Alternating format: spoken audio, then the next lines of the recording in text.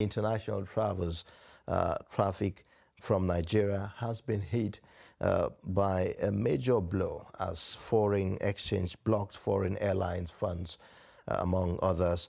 It has also pushed the price of airfare tickets to 282% in 1 year. Now, this development has impacted summer travels negatively following the dynamics in the nation's economy as passengers pay between 2.1 million naira to 2.3 million naira for a round trip outside Nigeria on economy ticket. The crisis in the aviation sector appears to be degenerating. We'll take a look at perspectives on this, and we have joining us virtually President, Aircraft Owners Association of Nigeria, Dr. Alex Nwuba, and he joins us from Lagos to talk to us about this. Thank you so much for joining us on Daybreak this morning. So in the past few months, it has not been rosy for the aviation sector.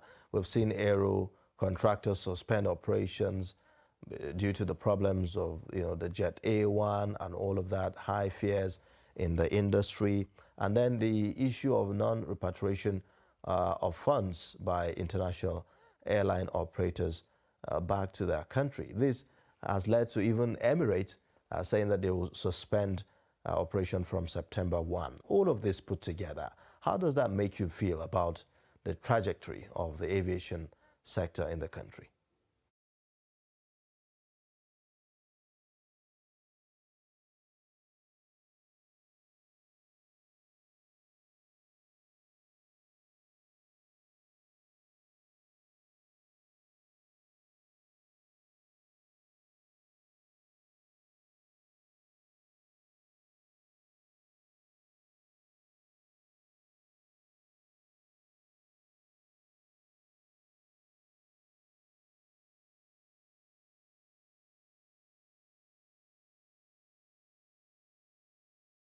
Everything else.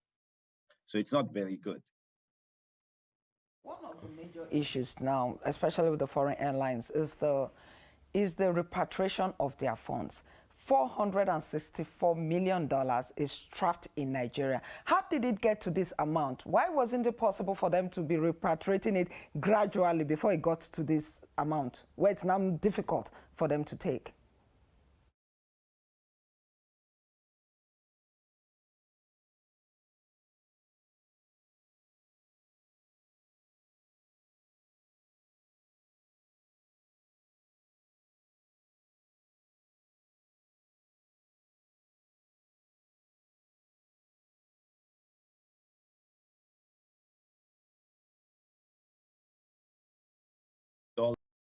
Dollars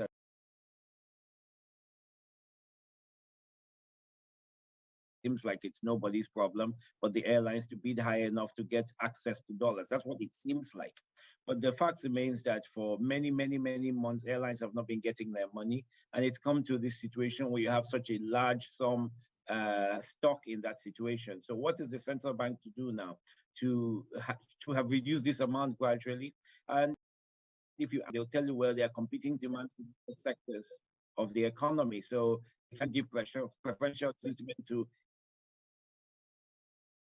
face a crisis. We haven't solved this problem. We had this situation some 20 years ago. Many airlines left. It's been a real tough time for airlines and for consumers because they have to pay more. So, I mean, definitely this must have a devastating effect on the aviation industry. Take us through what are the likely difficulties that are going to play out here, because yes, we're already seeing like Emirates, the Emirate, for instance, suspend operations. We know how many Nigerians go to the UAE annually. That's a huge amount there. So what are some of the things that are likely to play out if we have international airlines withdraw? The UAE is a gateway. So many airports etc. So basically, hundreds of thousands of Nigerians, especially if you look at the date, which is September 1 pick, is when children start returning to school from the summer holiday. And so this will have a devastating impact on how people get school and go back to their lives. That's one of the. So of course, there's always a business challenge, because we know in Europe it's a period of blockades. And so we are now into another period where people are returning to work, want to return to business. And so it will be difficult to Nigeria at this time to address human needs and other business needs. So there are lots of challenges other than the typical challenges with perishable items, health items, etc. There are reports that the members of the House of Representatives will be meeting with airline operators and owners sometime this week. Are you optimistic, considering that there are complaints of, I mean, the federal government is complaining that there is no enough forex for these airlines to repatriate their funds. Are you optimistic that something positive will come out of the meeting? Well, optimism is drawn from experience, and we know that we've had it for months. The House, the airlines, someone, the central bank, someone, NNPC, and we still didn't solve the problem. I think we're just having a conversation about the issue, and the solution is not yet available, but it's a solution that must.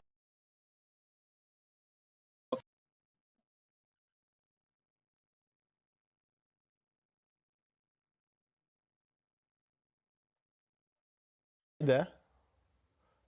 Okay.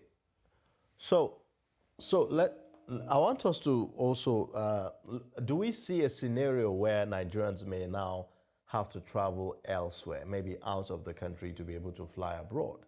Because we've had such speculations. I've even seen a report saying by December, all international airlines are likely to withdraw their services. So if that happens, what then happens to the economy? Well, we've always had a scenario where passengers looked for cheaper fares. So in the past, it was a matter of flying to Accra to catch a lower priced fare. Typically, over the period, airfares have been lower out of Accra. People travel to Accra. You can go to Cotonou, just across the border, to catch an Air France flight out of there, or even Turkish Airlines. You can go to Togo, which is Asky's base. Asky will probably keep coming into this, and Asky is a unit of Ethiopian Airlines, so they'll continue to enjoy our patronage either through Nigeria or through some third country. And so what this does is increase and exist, because people would have to go to these markets and pay in dollars. They would have to source dollars in the black market, which will continue to put a pressure on the naira, and then take these proceeds and go to these other countries and fly out. But nobody's about to stop flying. As you've seen, airfares have gone up, like you said, over 280%, and people are still flying. Government can actually do? Is it that there's nothing the government can do about this? Because I've had arguments such as, okay, so say for instance, the cost of diesel, Jet A1, the aviation fuel, is as a result of the Russia-Ukraine crisis, among other international factors. So is it that the government is helpless in this instance, or what are the other options that can be considered in dealing with this? Well, the government may appear helpless, but no government can afford to be helpless. We have to find a solution. So one of the solutions is to reach into the national savings account and meet this obligation. But of course, there's the additional pressure of, once I do that solution, what do I do in the manufacturing sector?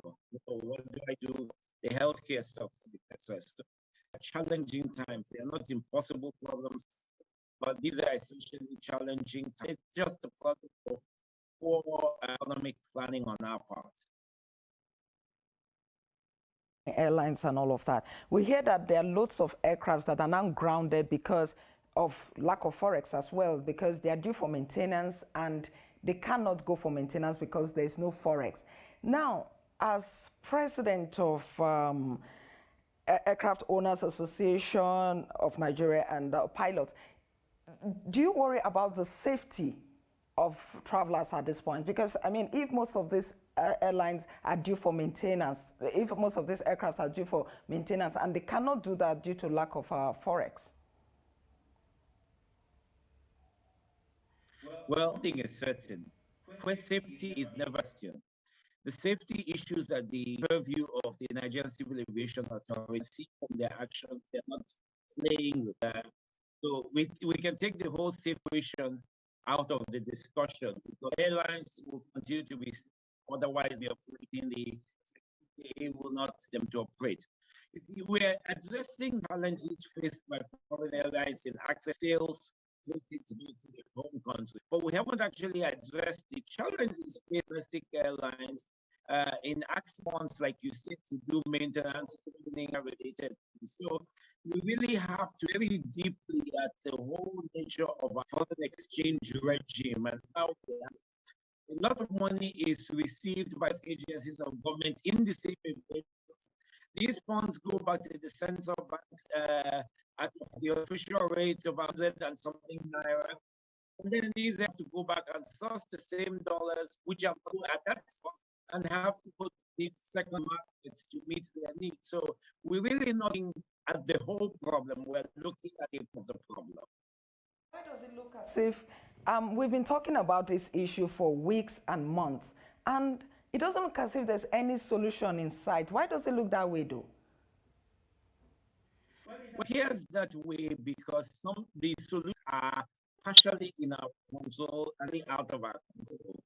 The Russia-Ukraine crisis has resulted in the unavailability of jet fuel because those are primary exporters of them.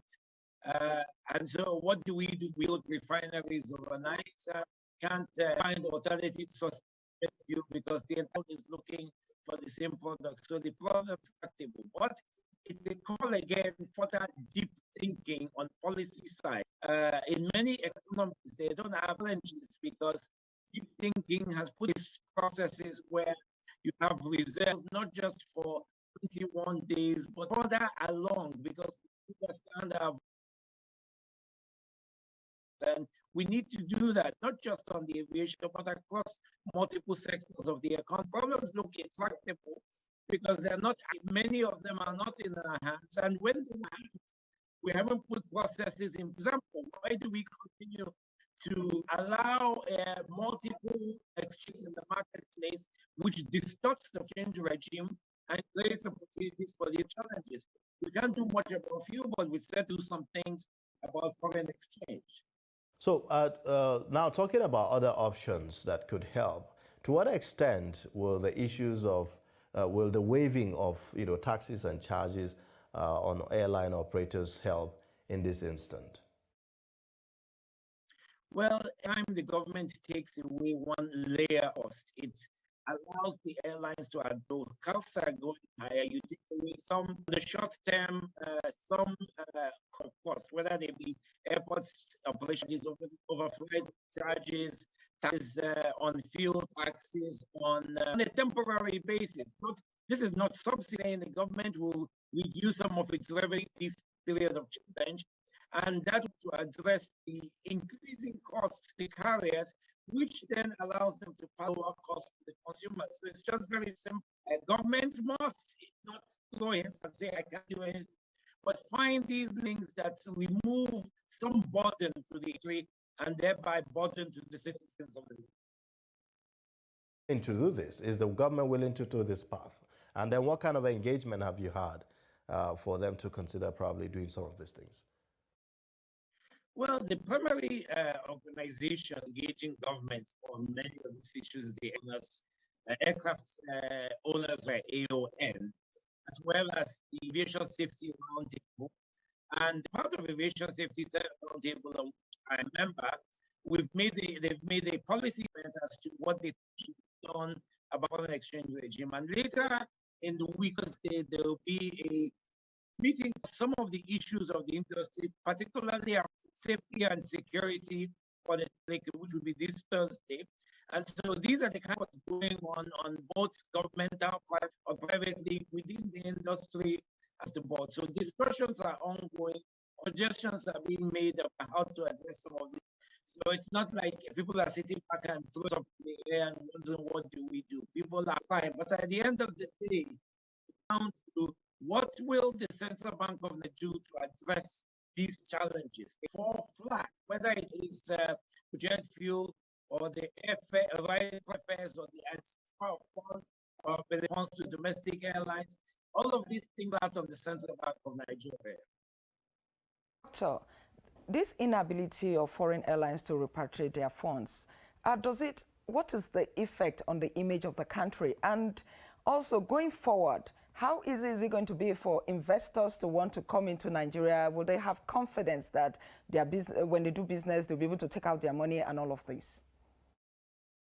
Well, you asked a very critical question, which is the core question anybody in business asks. What is my image? Government is in business. In business, they invite investors into it to support the economy. They are the managers of the economy. So when payments come due and we don't have the money and we don't have something on the table, we look really, it doesn't reinforce the notion good to do business. So the image face is that we're not able to meet our obligations. So how do we do? We're also taking loans. I mean, to meet those obligations when they fall due, going to say we have no foreign exchange. So really, it comes down to how do we borrow it? It's really, really hurt and damaged at a point in time because if the aggregate amount of money owed by all countries, Nigeria represents close to 6% of that amount. That is too much of a burden that air travel by international is a global business. So that will, also, if you look at the local players, for instance, AirPeace, for instance, and then probably other investors who are local investors, by the way, who are willing to invest in the aviation sector, how will this impact on them, say, operating and growing? AirPeace, for instance, have tried to, begin international operations and all that. So if you look at it from that sense as well, how is that going to play out for them? Well, you heard the chairman of United Airlines say the plan was to scale from to aircraft towards the end of the year. Plans have been put because they need foreign exchange to pay for these aircraft. You also need foreign exchange to pay for parts to someone available locally. And so they have no foreign carriers to go into that market. So we essentially encouraging that market to get into the black market funds for growth. AirPeace signed contracts for a significant number of airplanes. These payments will have to be made in foreign exchange, including payments for trial and parts. These also have to be paid for foreign exchange. Their is stressed and at risk at this point. The obligations to foreign parties are at risk, so the reputation of Nigeria. We say usually Nigerians can't pay for aircraft leases, and when we possess this asset, it becomes impossible to raise the rate of interest to Nigerian investors who need capital from international markets. This is insurance costs. It raises also there's a calamity for the kind of that we're seeing going on now, and it affects both the needs of the domestic carriers to grow the industry, create jobs and taxes as well as it affects the internationals who want to repatriate their earnings from Nigeria. Going forward and looking at the crisis holistically, do you think it's time to review the BASA? Well, BASA is an agreement made between two countries, bilateral airs agreement. So, for example, Nigeria has met with the UK that they will do 10 flights to Nigeria and we'll do 10. This is an example flight back to the UK. The idea is we want to do it in we're balancing trade. The objectives of global trade is balance. Also, when you have deficits in the volume, it creates distortions within global economies.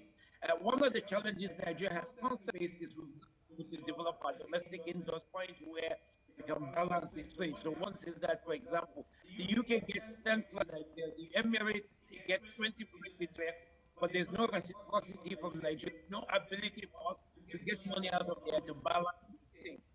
So the challenge for country when you talk about logistic planning is how do we leverage on these deficits? There's also a way out. There are like I say can't do the flights to the UK. We don't have stopped the UK. We don't go back to rescind or review the agreement. We say to the UK, what I will do is I will buy 50% of, or have the rights to revenue on 50% of into Nigeria, so that Nigeria ends in the process, rather than this process that where the break UK comes to Nigeria, sales takes everybody, and all the money goes to the nothing is coming to Nigeria. So yes, there needs to constantly review bad agreements. We have plenty of in this sector. But it means that the problem is not the agreement, but utilization of the terms of the agreements entered into.